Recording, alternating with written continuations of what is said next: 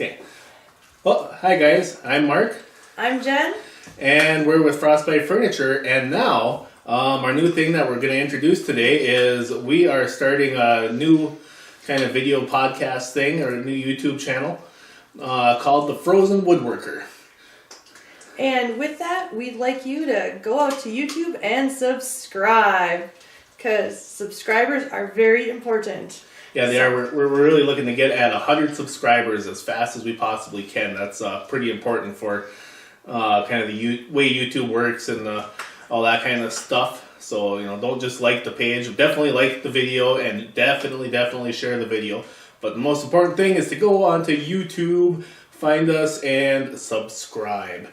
And what happens for the first 100 subscribers? For the first 100 subscribers, we're going to put your name in a drawing, and you have a chance to win our table. This pretty table right here. Okay. Should we tell them anything about the table?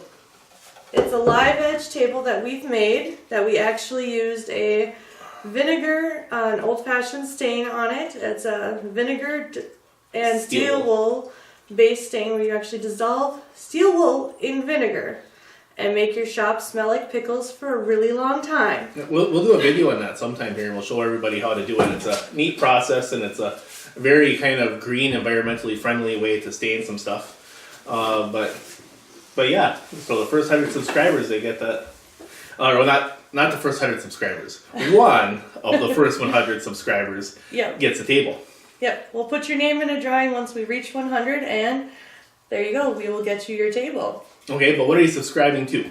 Okay, the Frozen Woodworker is, as many of you know, we've done some occasional videos here. We got pretty busy over the summer, so we didn't really do a whole lot of videos.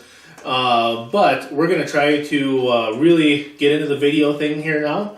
We're going to do a weekly shop update, which is going to be something like this. The format's going to be kind of, in the beginning here, we might sometimes have a little business. Like today, we got quite a bit we want to share with you like that.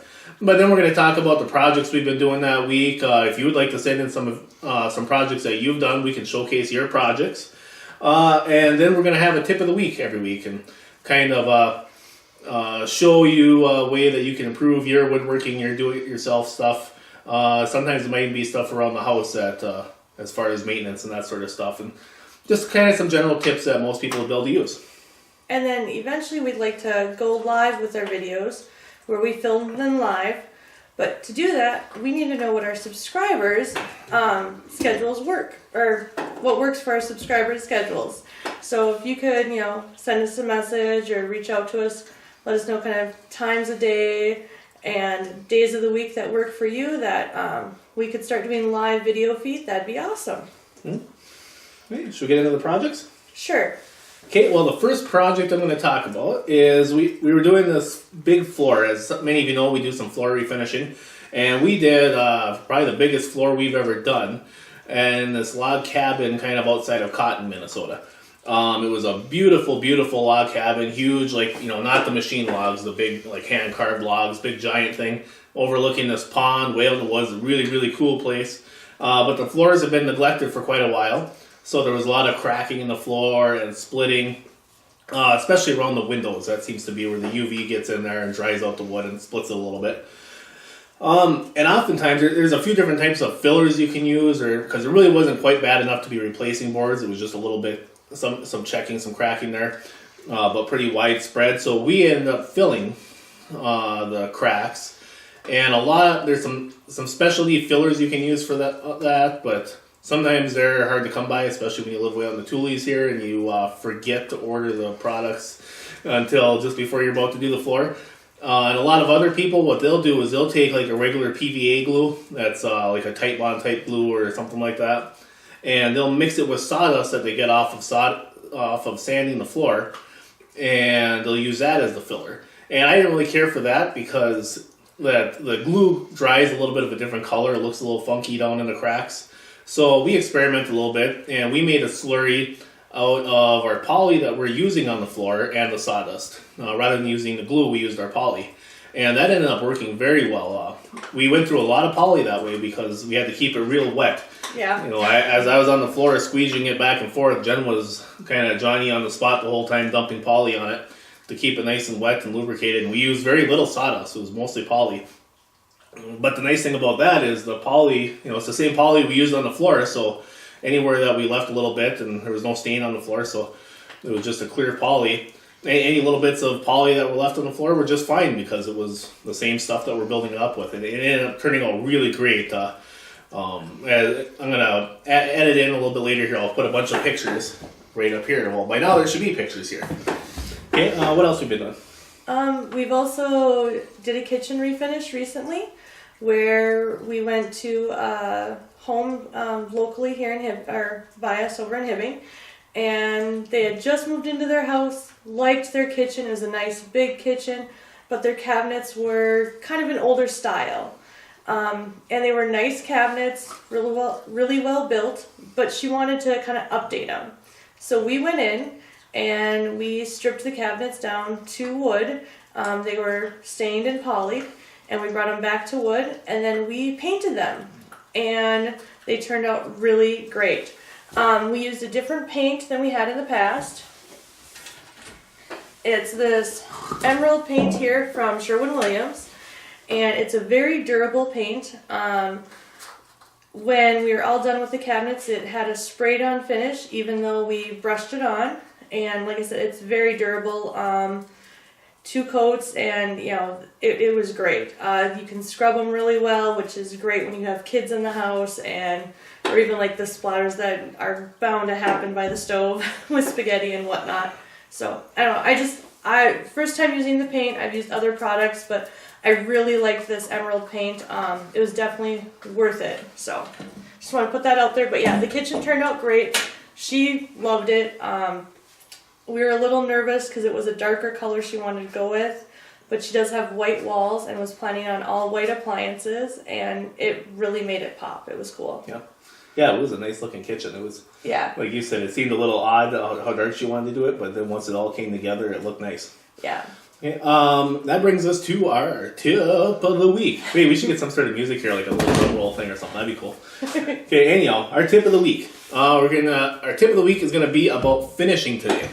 Now, this is something we've done recently, and we do a lot of. Right. We recently did a big order of refinishing some big, like full-size house doors. And I think there was, like 28 doors that we had to spray all at one time. And that takes up an awful lot of space. Yeah. So what we ended up doing is we hung all the doors from the ceiling. And we've done similar with other stuff before, but now that we did this setup, we're going to end up doing this a lot more for a lot of other products. What I did is I took one of these little angle braces there. You buy them in like a 4-pack for a buck or two at the any hardware store, and then a short chunk of wire, and you could vary the length of the wire depending on what you're finishing, how high your ceilings are, that kind of stuff, and a little S hook that then after I squeezed the end together, so it was a S and then a loop. Then we took a chunk of wire, tied them together, twisted it together, and then I screw the other end of the angle bracket right to the ceiling. And our ceiling, we have an all wood ceiling here. Our ceiling in our shop is OSB, and then in the other part of the shop where we did some, the floor joists are exposed, so we're able to screw to the floor joist in there. But yeah, we screwed that to the ceiling, so you end up with these hooks hanging from the ceiling. And I would spin you around, because right behind you over here, there's got to be 50 of these little hooks hanging from the ceiling, but I don't know, that always makes me dizzy when people spin the camera around too much, so I'm going to let it be. But anyhow, we got these hanging from the ceiling, and then we take, I'm going to demonstrate on this, it's one of our stools that we make, but obviously this one has just been living in the shop. I can't remember what, but there was something a little bit wrong with it, so we didn't want to sell it. So it turned into a shop use thing, and boy has it been used in the shop. But to demonstrate, what we'll do is you take the drill a little hole in an inconspicuous place. It can either be on the bottom of a leg or on a door. Sometimes I'll do them sideways, and I'll screw into the where the hinges go, or else I'll do them upright and screw into the top of the door, because even if there's a little hole, you can't see there anyhow. But then I'll take one of these little eyelets, and I'll screw that in.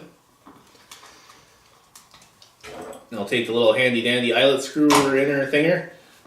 If you've never seen these are totally worth it for screwing in eyelets, especially if you have a lot to do. Otherwise your fingers get sore, or what I used to do is I would take a small screwdriver and put it through the loop, but that always seemed a little awkward. But this thing works great. So you screw your eyelet in, then with this screwed to the ceiling, here, you hold it like a screw to the ceiling? Yeah. Then you can come up, hook that on there, and it's totally hanging, so you can spray all the way around all at one time, and you don't have to worry about having it setting on the table and flipping it, and marks being left from, various, even like painters' pyramids and stuff like that. They'll even leave a little bit of a mark.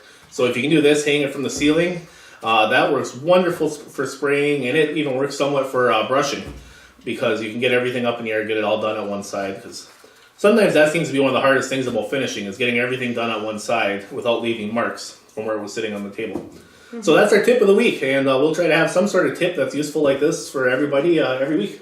Yeah. Okay. You want to close this up? And then, you can find us on frozenwoodworker.com or frostbitefurniture.com as well. And, of course, subscribe to our YouTube channel, Frozen Woodworker. And the first 100 subscribers get put in for that drawing for that gorgeous table that's the live edge. So, thank you guys. All right, see ya.